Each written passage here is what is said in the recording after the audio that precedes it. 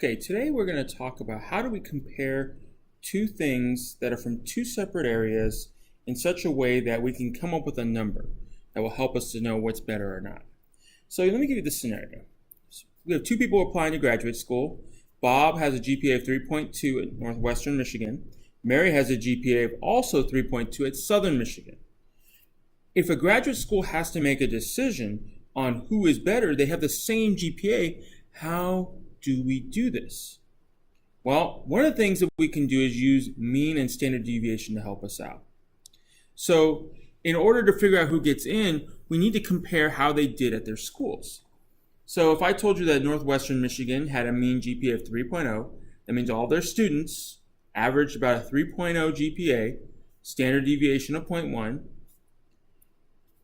But Southern Michigan, their students averaged a 3.6 GPA with a standard deviation of 0.2. So if we're trying to figure out who's supposed to be in, we have to figure out how we can compare them using a specific equation. And that's what we're going to talk about today. So today we're talking about what we call z-scores. Z-scores help us make that determination, give us a numerical answer to help us. Now the formula for z-scores is this. Z equals the value that you have minus the mean. So you have to find out what the mean is, divided by the standard deviation. The equation that you see on the right is the same thing. X bar is the value. Mu, which is kind of a U with a little tail, that is the mean. And that little kind of circle with the little extra piece, that's called sigma. Not the big sigma, but the small sigma. And that's used for standard deviation. The z-score, when you get that number, it tells you how far away from the mean or average a value is. So we want to see how good something is or how bad something is. A lot of times the z-score can help us in a context of a problem, give us some information with that.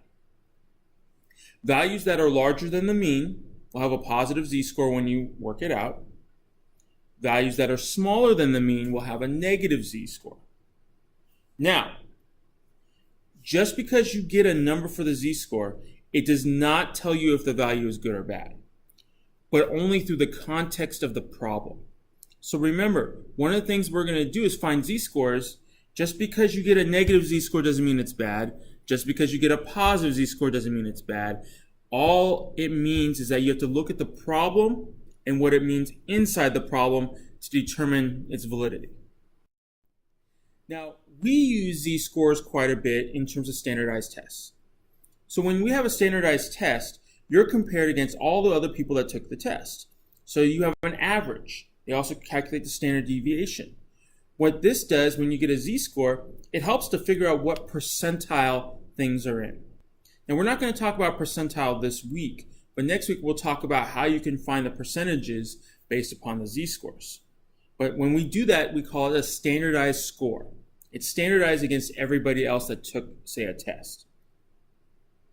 Now, we want to know exactly where something falls in a distribution because where it falls can determine whether it's good or bad. So that's why a z-score is really important. Just giving a number saying, hey, this person scored this on a test, it doesn't really tell you much unless you compare it to everybody else. So it's really important to standardize these scores using z-scores and then finding percentages. Now, remember, z-score is the number of standard deviations a score is from the mean. So when you get the number, if it's like 1.0, that means it's one standard deviation away from the mean. If it's 2.0, that means it's two standard deviations. We'll talk about how that plays an impact later on. So let's do our first example.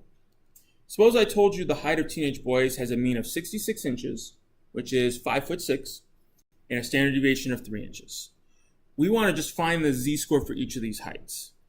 So if I started with 70 inches, which is about 5'10", if I plug it into the equation, 70 is the value that we're looking at.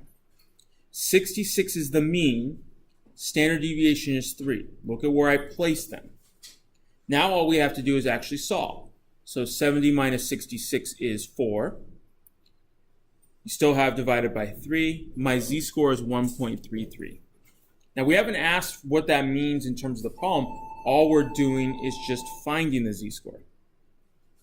If we do the same thing for 59 inches, which is 4'11", we would plug the numbers into the equation again. 59 is our value now. 66 is the mean. That didn't change. Neither did the standard deviation. When you solve it, you would get -7 divided by 3, which is -2.33. So if you have to find a z-score, that's pretty much the process. Now, we do have times where we have to convert it to the actual value. So we take the z-score and work backwards. So Aaron says he had a z-score of 2.2 on the math SAT. The mean of all the values on the math SAT were 500. Standard deviation is 100. We want to know what his SAT score was that he scored on. So I plug it in. Now instead of z, I have the 2.2. They gave that to us. I don't have the value, so that's my x bar, minus 500 because that's the mean, and divided by 100, that's a standard deviation. So if we have to solve it, we multiply by 100 to the other side to get rid of the fraction. Then we add 500 because it's minus 500. The opposite is to add.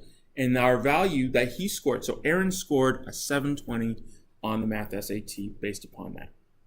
So you will work backwards on a few of these.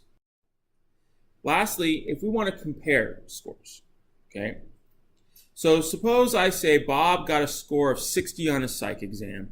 He also got a score of 56 on his biology exam. We really don't know if that's a percentage, it's just a score. So it could be 60 out of 100, it could be 60 out of 70, it could be 60 out of 61. We don't know. All we know, that's what the score is. Same thing with the biology exam. So if I know that the average score on the psych exam was 50, standard deviation was 10, and I also know on the biology exam the mean was 48 and the standard deviation was 4, we can now figure out a z-score for each to see which one was maybe better. So in this case, for the psychology test, 60 is his score, 50 was the mean, standard deviation was 10. So 60 minus 50 is 10, 10 divided by 10 is 1. So he has a z-score of 1.00. Now always remember with z-scores, please make sure to round to 2 decimal places before I forget. 2 decimal places. We'll do the same thing for biology. So in this case, I put 56 minus the 48 divided by 4. Solving that, I get 8 divided by 4, that's 2.00. Now, it looks like on the biology exam, he scored lower in terms of a raw score, but compared to everybody else in the class, he scored higher. That's why we have a higher z-score. Psychology, yeah, he scored higher than the average, but not that much higher than the average compared to the biology. And that's what makes a difference. That is why, since the biology score has a higher z-score, Bob's score on the biology test was better than the one on the psych test. Doesn't mean that he was bad in any way, shape, or form. It just means that that score was better when you're comparing them, since we don't know any other information about it. You'll use these examples to help you do your homework tonight.